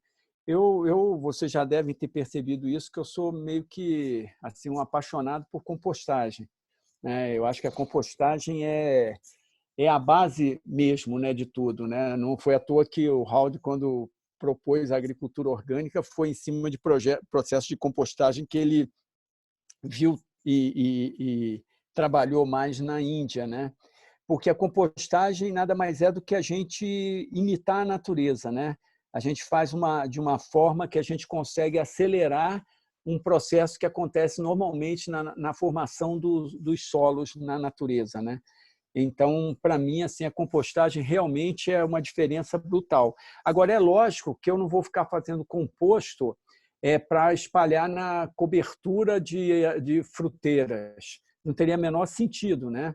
Então, o composto, quando eu produzo o composto, eu produzo para colocar, por exemplo, no berço, quando estou levando mudas para o campo, e principalmente para trabalhar em hortaliça, que você tem um ritmo muito acelerado, né? Uma entrada e saída muito grande de coisas o tempo todo. E nas fruteiras, aí é o trabalho de fazer repetir a natureza, é a compostagem no solo, a compostagem laminar. Então, a gente não precisa. O que a gente pode usar o composto, no caso de fruteiras, é aquele processo que eu falei. Eu pego o composto, quando eu estou para levar o composto para o campo, eu faço uma bioativação dele, aí pode usar um bocache produzido lá mesmo, ou usar aqueles fermentados, dá uma molhada, deixa ele coisa e leva para o campo. Então, na hora que eu levo ele para o campo e boto lá e jogo em cima o material que eu trituro no local, é como se eu estivesse fazendo uma inoculação. Tem gente que faz isso pulverizando, né? Por exemplo, EM, né? Em cima do material roçado e tal. Aí tem várias técnicas que cada um tem que ir vendo o que se adapta melhor. Mas então, aí eu peguei alguns livros, algumas publicações que eu acho que é interessante, como essa apresentação, podem ficar com ela aí para o pessoal consultar depois. Aí eu achei interessante botar uns livros aqui para que quem quisesse procurar, né? E acabou que é uma coisa meio meio curiosa. Só quando eu fui fazer as fotos dos livros, né, que eu juntei os livros para fotografar, é que eu fui ver uma coisa curiosa, que eu tive assim a felicidade e a oportunidade de estar com todos os autores que eu estou trazendo aqui, de estar assim, tanto participando em curso, palestra, como de conversar, trocar ideias. Foram oportunidades bem interessantes. Esse primeiro aqui que eu estou mostrando aqui, o Fertilizantes Orgânicos do Kew, é um clássico. Foi o primeiro, talvez, nessa época, né? Ele aqui, publicação de 1985. Era uma época que a gente já falou isso, né? Que estava todo mundo naquela euforia da Revolução Verde, né? Das tecnologias modernas. E muita gente fazendo pouco caso, né, dos fertilizantes orgânicos, considerando meio como se fosse uma tecnologia ultrapassada, né, uma tecnologia antiga. E o Kew é um livro bastante interessante até hoje para a gente consultar. E aqui tem dados, e é interessante, quando eu falei daquelas tabelas com as análises do que tem em cada material, muita coisa hoje você ainda só encontra uma análise nas tabelas do professor Kew, desse livro do Fertilizantes Orgânicos. Aqui da professora Primavera, eu trouxe como indicação a cartilha do solo. Lógico que a gente tem o clássico, né, do livro dela, do Manejo Ecológico de Solos, mas o Manejo Ecológico de Solos é um livro já que eu considero que é um livro mais denso, mais pesado. Então, essa cartilha do solo é um livrinho fácil de ler, gostoso, tranquilo, a linguagem é mais simples e tem muita informação, muita dica muito bacana. Então, por isso que eu trouxe a cartilha do solo e não o Manejo Ecológico de Solos, mas por facilidade de leitura e de encontrar as informações relativas a esse assunto que a gente está tratando aqui. Esse outro livro aqui, do Carlos Armênio Catoniran, Reconstrução Ecológica da Agricultura, eu considero um dos compêndios mais interessantes para quem está querendo trabalhar com transição agroecológica, está pensando em buscar um rumo, né, de mudar dos sistemas convencionais. O Carlos Armênio é um cara que eu admiro muito, ele é professor da Exalc, lá em Piracicaba, e ele tem uma capacidade de síntese muito grande. As palestras dele são sempre muito interessantes, porque ele tem uma facilidade de sistematizar e sintetizar e apresentar a informação. É um livro bacana, talvez seja um pouco difícil porque ele esgotou e ele não republicou. Eu cobro sempre dele que ele precisava republicar, ele disse que estava atualizando, mas nunca tinha tempo. Mas vamos ver, mas é um livro muito interessante. Ele, antes de ser professor da Exalc, ele trabalhou um bom tempo no IAPAR, no Paraná, então ele tem uma visão bastante prática também. Opa, e agora, espera aí que eu avancei demais. Esse livro aqui, Manual de Horticultura Orgânica, ele é do Jacimar. O Jacimar é um pesquisador lá do Espírito Santo, um cara que está há muito tempo, mexe com a parte de agricultura orgânica em hortaliças. Esse aqui já é um segundo livro, ele lançou um outro primeiro, e ele tem um outro mais fininho, que eu também tenho, que é um mais resumido de algumas culturas. Esse aqui ele tem tanto as orientações para a parte do plantio, né, de hortaliças, mas ele tem uma parte do livro que é sobre preparação de compostos, de biofertilizantes. Também é uma consulta tranquila, boa de fazer. Esse MB4 é Agricultura Sustentável, Trofobiose e Biofertilizantes, Sebastião Pinheiro. Sebastião Pinheiro é um parceiro desde os anos 80, a gente já fez muita coisa junto, e o Solon. Também tem informações boas, tranquilas, assim, também de leitura fácil, e que eu acho que também vale a pena, para quem conseguir acessar, vale a pena consultar. Esse outro aqui é um livro da Embrapa específico, uma publicação, né, do Caio e do Paul. É uma parte voltada especificamente à compostagem. Então, esse aqui, quem quiser entender mais a compostagem, mergulhar mais nisso, mas também é uma leitura boa, tranquila, não tem maiores dificuldades, mas também é bem interessante para quem quiser conhecer mais. E tem esse aqui do Soel, que já é um mais focado em preparação de leitos e substratos para hortaliça, mas que, na realidade, é isso também, é produção de compostos, diferentes tipos de combinações, para que você possa produzir material. Lembrando que tem muita gente produzindo, principalmente no caso de tomate, produzindo naqueles sacos, né? E criando ambientes ou em vasos para a produção. Então, ele aqui ele explorou um pouco esse caminho da coisa. Então, era isso que eu tinha para mostrar aqui nessa projeção. Você consegue colocar no primeiro livro de novo, por favor? O primeiro? Esse aqui? Isso. Pronto, acho que alguém estava pedindo aqui. Eu não sei se eu posso fechar a apresentação. Alguém quer que volte em alguma coisa específica? Senão a gente fecha aqui. E agora vai ser só a conversa para completar. Alguém quer alguma coisa específica aqui? Eu posso fechar. O link para os 2 primeiros livros eu já coloquei aí no chat e no grupo do curso, tá bom, gente? Para quem estiver interessado. Ah, legal. Eu acho que seguimos em frente. Oi? Acho que sigamos em frente. Então tá. Então vamos voltar para fechar a apresentação aqui.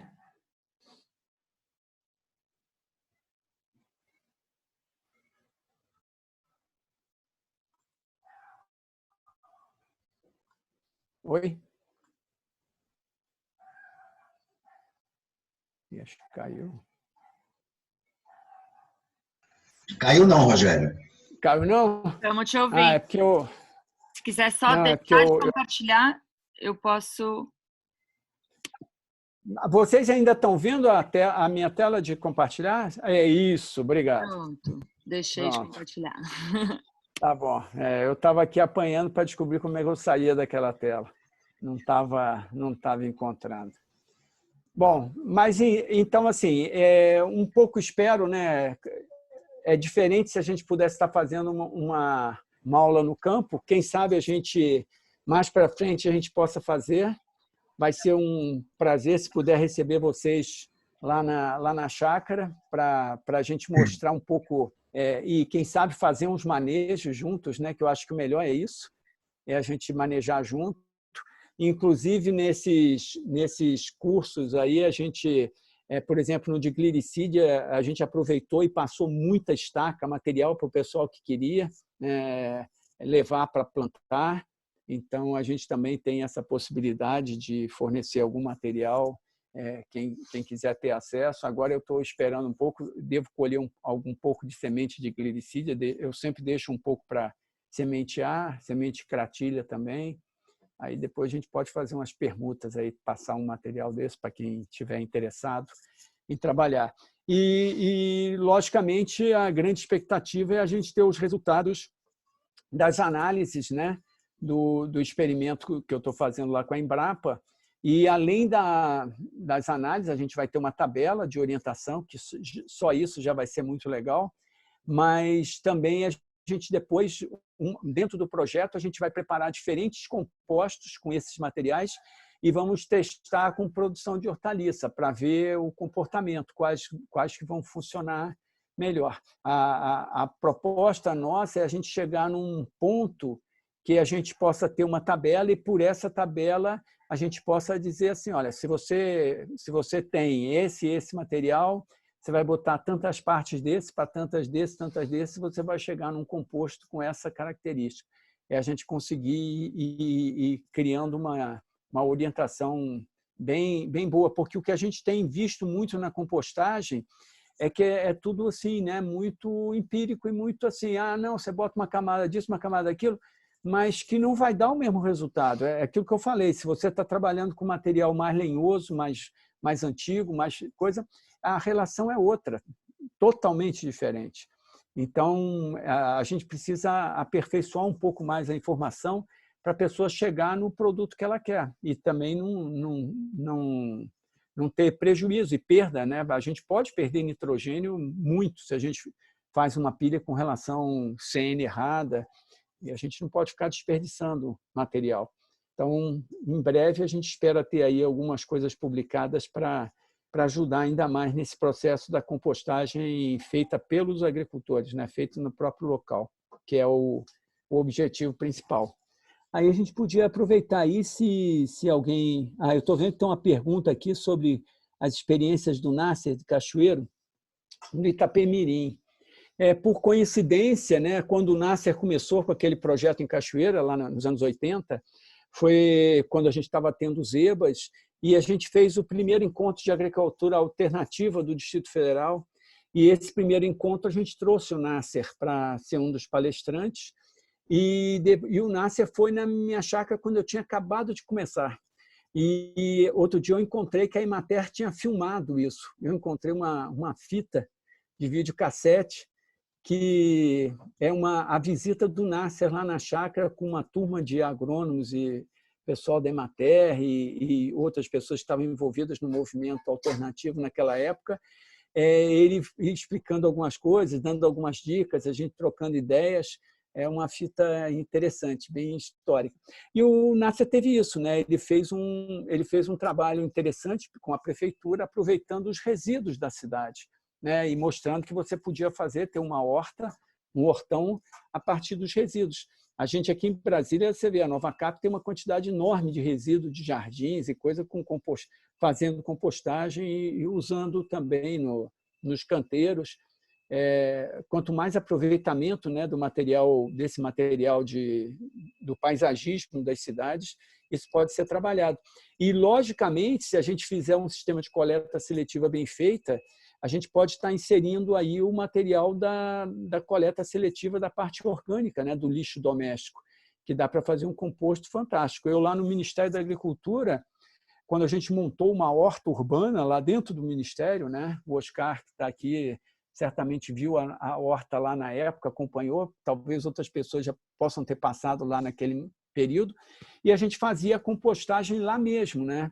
E a compostagem que eu fazia lá no Ministério era pegando o resíduo orgânico do restaurante e o resto de folhas da varreção e o material do jardim e tal, e a gente tocava a horta toda só com o nosso composto mesmo, produzido lá com o material. A gente usava o pó de café, é outro material interessante para compostagem, é um material interessante para minhoca, ele ativa o trabalho das minhocas, as minhocas, acho que com a cafeína ficam mais acesas e trabalham para caramba, elas gostam muito da borra de café. Então, assim, a gente conseguia ter o nosso próprio material, ser autossuficiente na produção de adubo. Eu vi aqui que tem uma pergunta, Conceição, sobre deixar as folhas pelo solo não aumenta o risco de dengue.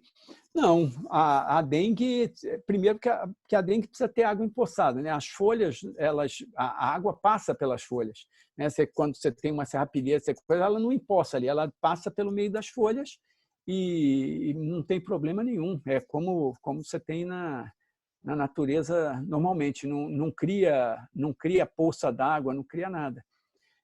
Então, pode fazer. E outra coisa que eu estava falando, né? As folhas, normalmente, a gente não vai varrer debaixo da floresta, não vai varrer nesses lugares, né? Então, o que eu estou falando aqui é o aproveitamento de folhas que você vai tirar, geralmente, de áreas mais próximas da casa, né? Em ruas, que aí a gente faz pode fazer essa varreção, e aí a gente pode usar esse material para compostagem para já ser um inoculante. Aquela coisa de buscar na mata o material, eu posso fazer isso com folhas. Então, em vez de eu ter que ficar entrando na mata, eu posso deixar resíduos de folhas no meio do jardim, coisa, montinhos, ou então amontou num canto e deixo. E naquela parte de baixo ali a gente vai ter o inóculo inicial para a gente atiçar aí uma compostagem fácil. Bom, eu vi aqui, estão perguntando se a glicídia é muito exigente. A glicídia, na minha experiência, ela não é nada exigente. Ela é uma planta que adapta muito bem, uma planta bem rústica, porque ela nasce espontaneamente. Depois que você plantou, você vai ver que a semente dela dispersa e começa a nascer glicídia em vários locais.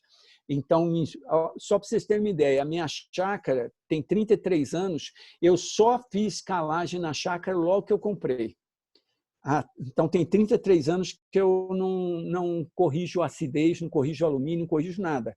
É só a atividade, manejo da atividade. Nunca fiz mais correção. Então, e ela vai muito bem. E ela tanto vai bem a produção a partir de semente quanto de estaca.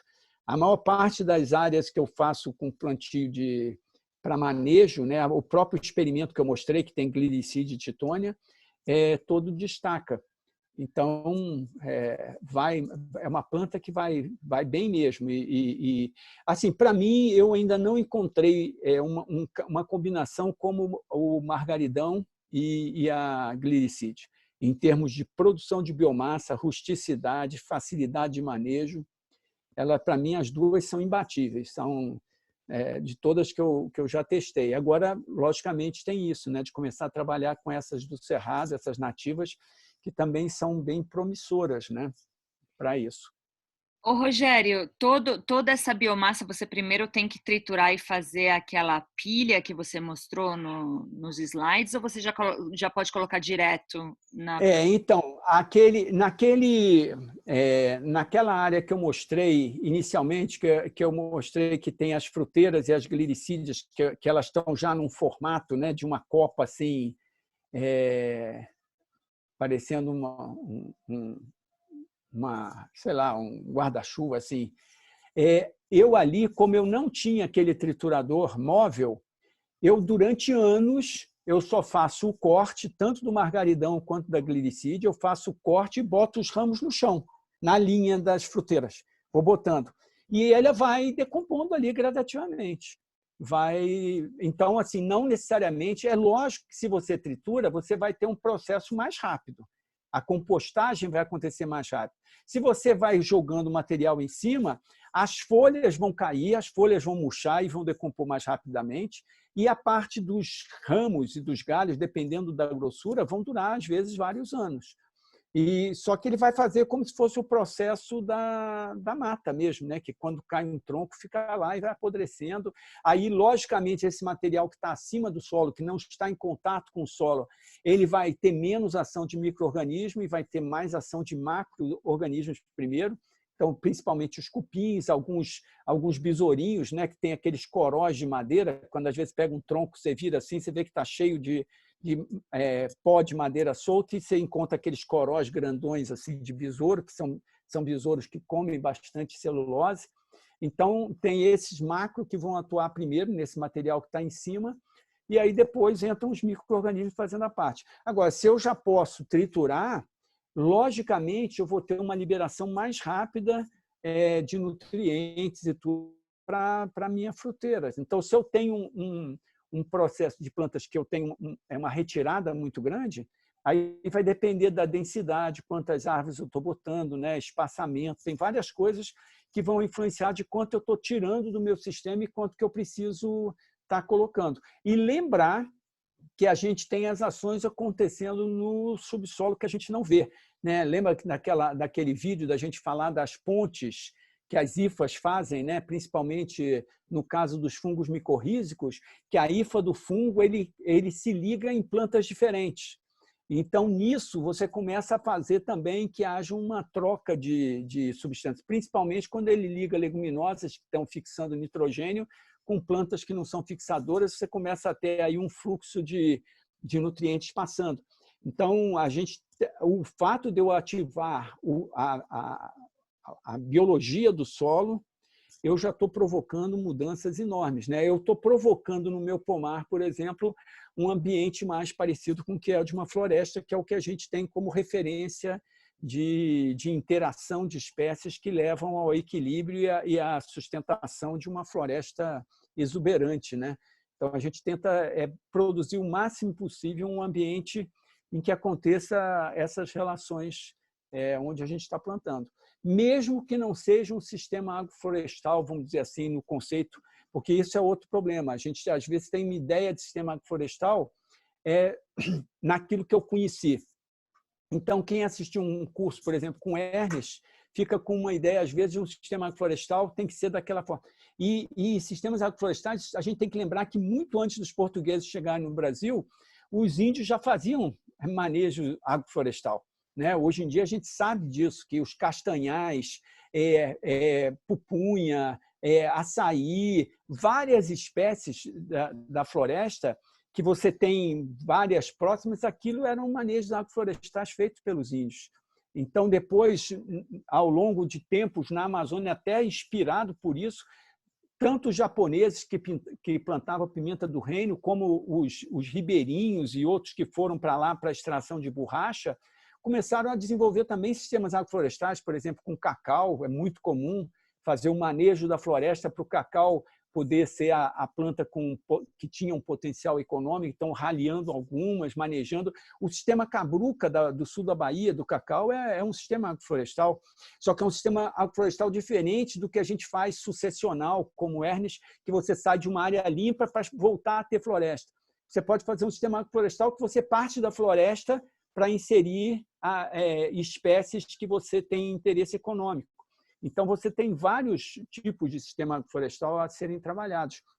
E não necessariamente os sistemas agroflorestais todos têm que ter muita altura, que esse é outro problema de manejo, né? Você depois tem que ficar subindo em ar para cortar galho lá em cima, para criar clareira. É um trabalho desgastante, perigoso. Muitas vezes, quando você vai derrubar um galho grande, passou do tempo, você vai quebrar as fruteiras que estão embaixo. Então, por isso que eu procuro um manejo que simplifique a vida de quem vai trabalhar depois. E aquele sistema de altura de corte da glericídia, altura de corte do margaridão e tudo mais, eu produzo muita biomassa e consigo fazer esse manejo de uma forma muito mais eficiente do que eu deixar as plantas ficarem. As glericídias mesmo, eu já trabalhei com glericídias ficando alta, depois é muito trabalho para botar isso tudo para baixo. Então, você fazendo um manejo mais constante, numa altura melhor, pelo menos para mim, é mais eficiente e mais inteligente. Voltando um pouco nessa questão da glericídia, Rogério, nós fizemos um vídeo aqui no canal ensinando a fazer a germinação da semente, porque para a gente aqui na região ela não germina tão fácil. E deu muita polêmica esse vídeo, porque parece que algumas regiões do país ela se torna invasora. Aí as pessoas diziam, não, por favor, não ensina isso. Né? Como é que o manejo resolve essa questão da invasão da glericídia? Olha, é a mesma coisa que o pessoal fala da titônia, do margaridão. Tem gente que diz, Deus me livre, margaridão. Realmente, o margaridão, se você não manejar, ele vai dar semente e vai nascer. Isso é uma característica de plantas que têm esse vigor, que são plantas pioneiras fantásticas. Se eu quero recuperar uma área degradada, são plantas que têm essa característica. Então, lógico, tudo depende do manejo. Se eu planto glericídia, como eu planto lá, e no meio eu tenho aquelas áreas que eu faço roçadas permanentes para manter o capim numa altura e gerando biomassa, se nascer glericídia ali, quando eu estou roçando o capim, eu estou roçando a glericídia junto. E ela vai rebrotar fininha, quando eu roçar de novo o capim, eu vou roçar a glericídia de novo. O margaridão, mesma coisa. Então, tudo vai depender do manejo. Agora, a glericídia eu achei estranho, porque a glericídia normalmente ela não tem dormência. Quando a glericídia germina mal, geralmente é porque a semente já é mais velha. A glericídia não aguenta a semente ficar armazenada muito tempo. Ela tem que ser usada pouco tempo depois de colhida. Se você deixar ela mais tempo armazenada, ela perde muito poder de germinação. Mas quando a semente é nova, ela geralmente nasce muito fácil. Ela, a cratilha, elas têm uma característica de germinação muito rápida. Então, só tem isso. Às vezes o pessoal pega uma semente já guardada há mais tempo, aí ela realmente perde o poder de germinação. Mais alguma coisa? Eu vi que tem aqui um... Davi Braga, isso, está perguntando se tem uma espessura mínima ou ideal da compostagem laminar. Olha, a compostagem laminar, a questão toda da compostagem laminar é o seguinte, como todo na compostagem, eu preciso de juntar aqueles fatores, né? Uma delas é a relação carbono-nitrogênio. A outra é a questão que eu preciso de umidade e preciso de aeração. Então, se eu fizer uma pilha alta demais, que eu não vou ficar revirando, e ela compactar, ela vai ficar com uma baixa aeração. Então, ela o processo de compostagem não vai acontecer. Então, eu só tenho que fazer um cálculo disso, de que material eu estou usando, e outra coisa, é que material eu estou triturando e que diâmetro está ficando esse material. Por exemplo, se eu pego um material, vou pegar o exemplo aqui quando a gente trabalha com resíduo de comida, de restaurante ou de casa, resíduo de cozinha. O resíduo de cozinha é um resíduo que tem muita água, muita. Então, se eu passo isso no triturador e boto, ele vai ficar tão compactado, sem oxigenação, que ele não vai fazer uma compostagem, porque ele não vai ser aeróbico, ele vai ter um processo anaeróbico, ele vai apodrecer, vai cheirar mal. Então, aí, qual é a solução para isso que eu fazia lá no Ministério? Eu ia triturando o resto de comida, misturando com folhas secas. Eu ia triturando folha seca de varrição até eu chegar numa consistência do material que ele conseguia ter porosidade. Ele conseguia ter uma umidade suficiente para a compostagem acontecer, mas sem ficar encharcado e ter porosidade. Então, é esse o cuidado que tem que ter. Você precisa sempre lembrar que eu tenho que manter a umidade e a aeração da pilha para que ela possa ter. Mas aí, a laminar, normalmente, por exemplo, se você vai fazer em horta, como o Chico estava mostrando, você não vai fazer uma pilha muito alta, porque senão depois você não vai ter um canteiro. Normalmente, você já faz ela na altura que você vai trabalhar o canteiro, né? Então, geralmente, a compostagem laminar é uma compostagem mais baixa, que ela geralmente tem 25, 30 centímetros, dificilmente passa disso.